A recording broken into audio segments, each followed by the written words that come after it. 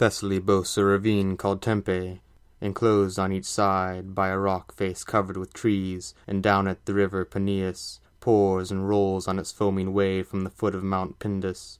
Powerfully tumbling, the cataract leaps into clouds of a wandering, wispy vapor.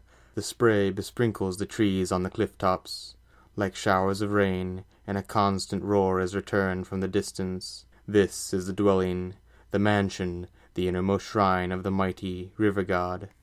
Here he dispenses justice, enthroned in a cave carved out by the rock, to all of his waters and nymphs of the waters. This was the gathering point of firstly the local rivers, uncertain whether they ought to congratulate Daphne's father or offer condolences. Spercheius, whose banks are bordered with poplars, restless Enipeus, ancient Apidanus, gentle Anphresis, and Aias. These were shortly followed by other streams, who wander lazily down the sea as their currents impel them. Only Inachus failed to appear. He was buried away in the depths of his cavern, adding tears to his waters in pitiful grief for the loss of his daughter Io. He didn't know whether she was still alive or had gone to the shades, but as she was nowhere at all to be found, he feared the worst and believed she had vanished. What happened? As Io was one day coming away from her father's river, Jupiter saw her and cried, "You beautiful maiden, worthy of Jove, how happy the husband who makes you his own!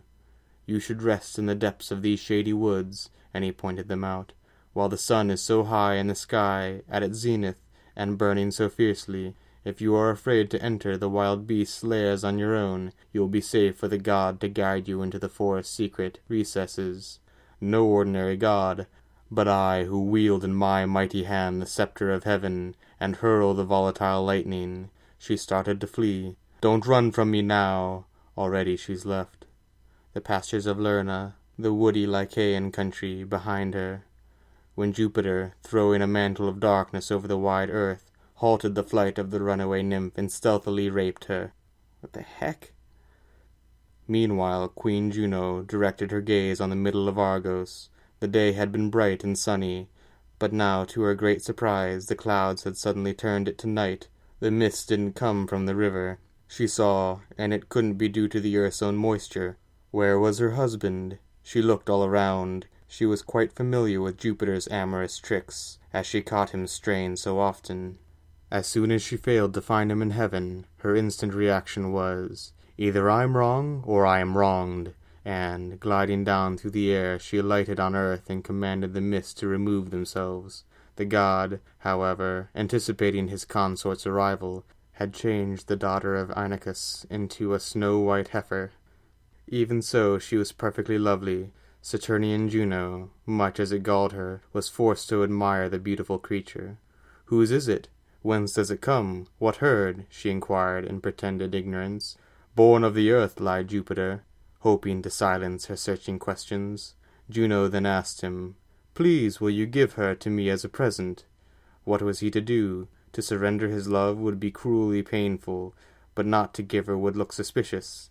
Conscience would argue for her surrender. His love was against it. Love, indeed, would have won the battle, but if he refused the paltry gift of a cow to his wife, who was also his sister, it could have appeared that the creature was not exactly a heifer.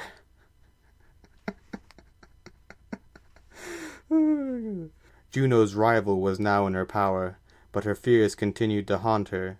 She still suspected Jove and his treacherous wiles, until she put Argus, the son of Orestes, in charge of Io. Argus's head had 100 eyes, which rested in relays 2 at a time, while the others kept watch and remained on duty. Whichever way he was standing, his eyes were always on Io. Even behind his back she could never escape from his watchful stare. She could graze in the daytime, but after sundown he penned her inside an enclosure, and tie her innocent neck with a halter. Her food was tree leaves and bitter herbs. Her bedding was earth, not always too grassy. Her water came from the muddy streams. When Io wanted to supplicate Argus with outstretched arms, no arms were there to outstretch. When she opened her mouth to complain, her own voice startled her. All that emerged was a hideous lowing. She came to the banks where so often she'd played, the banks of her father, Inachus. Here, when she took in the water and saw her reflected head with its strange new horns, she recoiled from herself in a panic.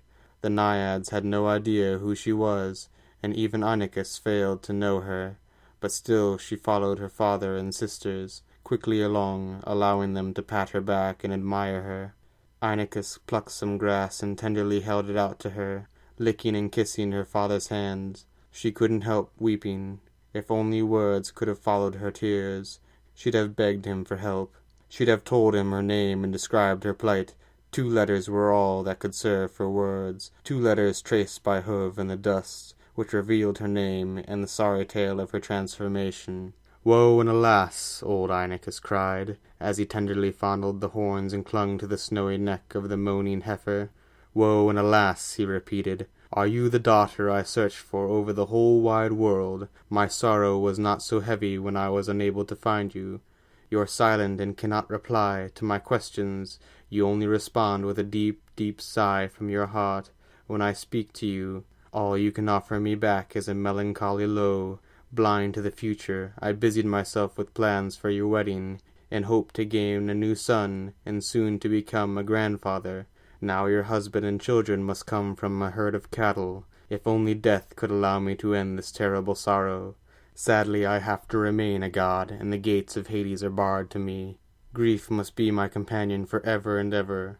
So the father lamented, but star-eyed Argus discreetly eased him aside, and led the daughter away to more distant pastures. There he transferred himself to the heights of a mountain summit, from where he could sit and keep watch in every direction. The king of the gods could no longer endure his beloved Io's pain and distress. He summoned his son, whom Maia the radiant Pleiad had borne, and gave him his orders to murder Argus. Mercury only paused to don his winged sandals, cover his head, and seize the sleep-giving wand which empowers his hand. Thus attired, the offspring of Jupiter leapt from his father's citadel down to the earth. Once there, he discarded his wide-brimmed hat, took off his sandals, and simply clung to the snake-twined staff, which he used in herdsman's fashion to drive the goats he had rustled along his way through the scrubland. Playing the while on his reed pipe, Juno's guard was entranced by the unfamiliar music. "You there, whoever you are," said Argus, "do come over and sit with me here on this rock. You'll find no richer abundance of grass for your goats, and you see there's plenty of shade for a herdsman." Mercury then sat down, and filled the lingering hours with desultory chat. He attempted to conquer those watchful eyes with a drone from his panpipes, but Argus fought to resist sleep's soft seduction. While some of his 100 eyes were allowed to surrender, others were kept awake. The pipe had been newly invented, so Argus drowsily asked his companion about its invention. The god then told him a tale. In the cold Arcadian mountains, among the non-Achaean wood-nymphs, there lived a remarkable Naiad. Syrinx her sister called her, whom all admired for her beauty. More than once she deluded, pursued by lascivious satyrs, and all the various gods who dwelt in the shadowy forests and fertile fields. She modeled herself on the goddess Diana in daily life, and by staying chaste, when she dressed as a huntress, you might have been taken in, and supposed she was Leto's daughter, but for her bow, which was made of horn, where Diana's is gold. Despite it, she passed for Diana. One day she was spotted returning from Mount Lycaeus by Pan, bedecked with a garland of sharp pine needles. He spoke to her, saying... But Mercury broke off there, and didn't describe how the nymph rejected the god's advances, and fled through the fields until she arrived at the river Ladon, peacefully flowing between its sandy banks. Since the waters were barring her way, she called on the nymphs of the stream to transform her. So just at the moment when Pan believed that Syrinx was caught, instead of a fair nymph's body, he found himself clutching some marsh reeds. But while he was sighing in disappointment, the movement of air in the rustling reeds awakened a thin, low, plaintive sound. Enthralled by the strange new music and sweetness of tone, Pan exclaimed, "This sylvan pipe will enable us always to walk together." And so, when he'd bound some reeds of unequal length with a coating of wax, a syrinx, the name of his loved one, stayed in his hands. That was the story the goddess Silene was going to tell, when he saw that his enemy's drowsy eyes had all succumbed and were shrouded in sleep. At once he stopped talking, and stroked the sentry's drooping lids with his magic wand to make sure he was out. Then he rapidly struck with his sickle-shaped sword at his nodding victim, just where the head came close to the neck, and hurled him bleeding down from the rock to bespatter the cliff in a shower of gore. Argus was finished. The light that had glittered in all those stars was extinguished. 100 eyes were eclipsed in a single darkness. Juno extracted those eyes and gave them a setting like sparkling jewels in the feathers displayed on the tail of the peacock, her own bird. Blazing with anger, she wasted no time in venting her fury by sending a horrible demon to frighten the eyes of Io by day and her mind at night. A goading terror was planted deep in her heart, which hounded her over the world in flight. At the end of the road was the Nile, where the tale of her toils was concluded.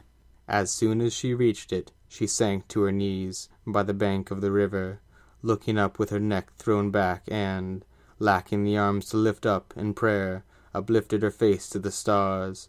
The groans that she uttered, the tears that she shed, and her piteous lowings seemed to be challenging Jupiter, pleading with him to grant her an end to her sufferings. Jupiter then drew Juno gently into his arms, and asked her to punish Io no more. "You may banish your fears for the future," he said. "She will never provide you with cause for vexation again." And he called on the Stygian marshes to witness his promise. Once the goddess had been placated, Io recovered her human face and her body. The horns shrank down, the cow eyes narrowed, the gaping mouth grew smaller, the shoulders and hands came back, the hooves dissolved and faded away into smooth toenails. All that survived of the snow-white cow was a glowing beauty. Happy once more to be standing on 2 feet only, the fair nymph rose from the ground, but frightened to speak in case she still lowed like a heifer. She nervously tried a few words in her long-lost language. Attended by linen-clad priests, she is worshipped today as a goddess. Finally, Io gave birth to a son called Epiphus, thought to be sprung from the mighty Jupiter's seed, and throughout the cities his temple is linked with his mother's. One of his peers and rivals was Phaethon, child of the sun-god. On one occasion, Epiphus took exception to Phaethon's boastful talking, his failure to show him respect, and his arrogant pride in his father, Phoebus. "Ridiculous booby! Ridiculous booby!" he sneered, "to believe every word that your mother tells you. The picture you have of your father is false and inflated." Phaethon's face grew red, but shame put a brake on his anger. He went and reported Epiphus's gibes to his mother, climbing. "To distress you further, dear mother," he said, "I, Phaethon, known as so open and savage-tempered, said nothing. I'm deeply ashamed that these scandalous taunts should be thrown at our heads, and I couldn't refute them. Mother, if I am truly the son of a god, please give me a sign of my glorious birth, and establish my title in heaven." After he'd spoken, he threw his arms around his mother's neck, imploring her, if she valued the life of himself and her husband, Merops, and if she hoped that his sisters would happily marry, to offer him positive proof that his father was really the sun-god. We cannot be sure whether Phaethon's prayers or Clymene's anger at what was imputed against herself affected her more, but she raised both arms to the sky, and her eyes to the sun's bright beams, to protest, by yonder resplendent orb with his glistening rays, who hears the surveys of us all, my child, I swear to you now, that the sun you gaze on in wonder, the sun which governs the whole world, is truly your father. If I speak false, may he ever refuse me his light, and may this day be the last when my eyes shall behold him. Small effort is needed to find your way to your father's hearth. The domain from where he arises begins where our own lamp ends. If your spirit impels you, be off on your way and question the sun-god himself." As soon as his mother had finished speaking, Phaethon darted out in excitement. The sky was already his own. Crossing his native Ethiopia and India, nearing the land of the sun, he hastened east to discover his father.